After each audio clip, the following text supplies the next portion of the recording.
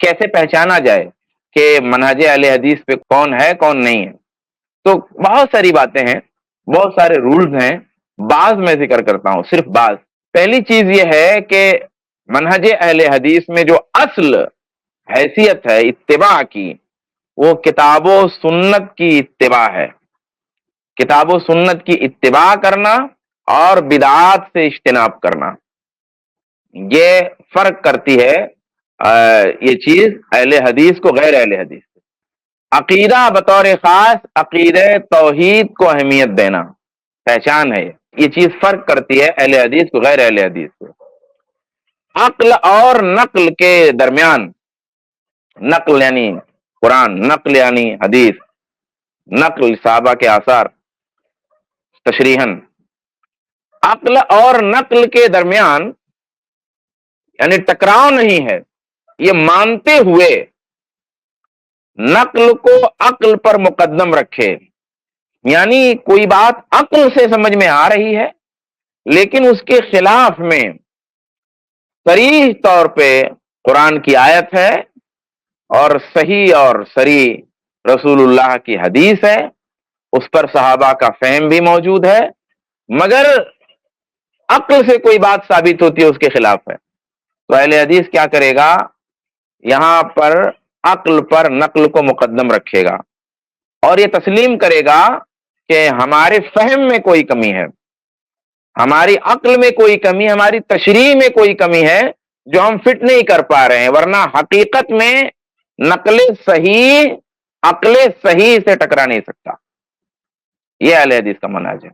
ایسے ہی کفر اور معصیت کے علاوہ جو بھی امور ہیں، ان امور میں حکمران کے ساتھ سمو و طاعت کا رویہ رکھنا اور بغاوت سے پرہیز کرنا اور جماعت کو لازم پکڑنا، یہ اہل حدیث کا منہج ہے۔ اب یہاں پہ دیکھیے کہ اگر کوئی توحید میں سنت میں مماثل ہو، لیکن اگر حکمرانوں کے مسئلے میں آ کر کے، یعنی ایک آدمی رفع الیدین کرتا ہے، آمین کرتا ہے، رفع الیدین آمین کہنے سے صرف اہل حدیث نہیں ہو جائے گا کوئی، رفع الیدین کر لینے سے اور آمین کہہ لینے سے کوئی اہل حدیث نہیں ہو جائے گا، صرف ٹکنے سے ٹکنا ملا لے تو اہل حدیث نہیں ہو گیا، کیونکہ اور سارے اصول ہیں۔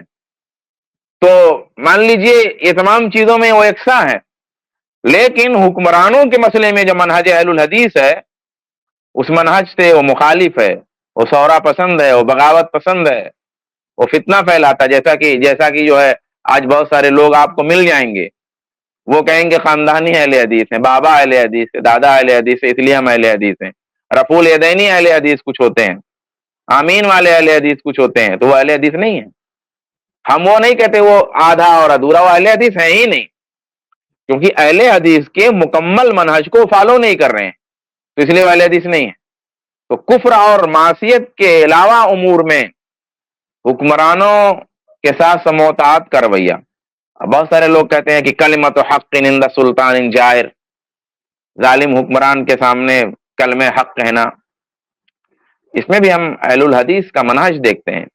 امام احمد بن حنبل رحمۃ اللہ علیہ کا منہج ہمارے سامنے ہے۔ امام احمد بن حنبل رحمۃ اللہ علیہ کو جو ہے حکومت نے گرفتار کیا، ان کو پکڑا اور کلمہ حق پہ وہ جمے رہے، لیکن کوئی ایجیٹیشن نہیں چلایا، کوئی بغاوت نہیں کیا۔ امام احمد بن حنبل چاہتے نا تو پبلک میں جو ہے پورا پھیلا دیتے، جیسا کہ آج لوگ کرتے ہیں، اور حکومت کے خلاف ایک تحریک چلا دیتے، تختہ پلٹنے کی سازش کرتے، لیکن امام احمد بن حنبل نے ایسا کچھ نہیں کیا، برداشت کر لیا، مصیبت برداشت کر لی، کوڑے سہ لیے، اللہ نے پھر آسانی کیا۔ اے منہج اہل الحدیث ہے۔ اہل الحدیث کا منہج یہ ہے کہ بغاوت نہیں کرنا حکمرانوں سے جو ہے، اسی طریقے سے جماعت کو لازم پکڑے رکھنا۔ عقیدہ، عبادت، دعوت، اخلاق، سلوک، تزکیہ، تمام امور میں کتاب و سنت سے رہنمائی لینا۔ اب یہاں بھی آپ دیکھ لیں، بہت آسانی سے فرق کر سکتے ہیں۔ بہت سارے لوگ آپ کو مل جائیں گے عقیدے میں امام اشعری کے پیروکار، اور حقیقت میں ان کے بھی پیروکار نہیں ہیں، کیونکہ بعد میں تو وہ تبدیل ہو گئے تھے، لیکن بہرحال جو ان کی پرانی کتابیں ہیں۔ سلوک میں سہروردی چشتی فلاں فلاں کے پیروکار ہیں، فقہ میں امام ابو حنیفہ کے پیروکار، نہیں، اس طرح نہیں ہے، مسئلہ اس طرح نہیں ہے۔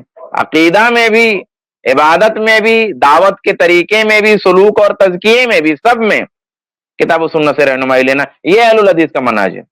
यानी तमाम चीजें एक ही जगह से आ रही हैं, कोई डिवाइड नहीं हुआ है कि ये इनसे, ऐसा नहीं है, ऐसा नहीं है, सब एक ही जगह से।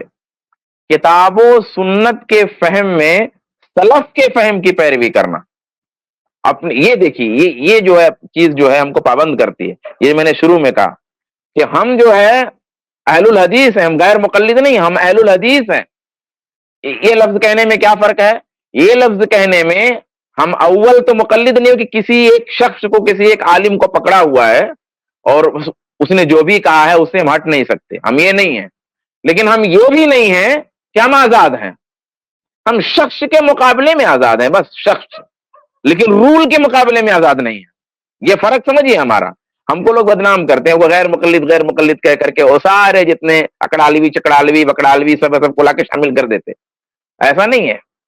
हम गैर मुकल्लिद किस तरह के हैं? हम किसी शख्स को लेकर चल, लेकिन हम रूल को लेकर चलते हैं, रूल नहीं छोड़ते। तो रूल को हम किताबों सुन्नत को समझने में सलफ के समझने को शामिल रखना।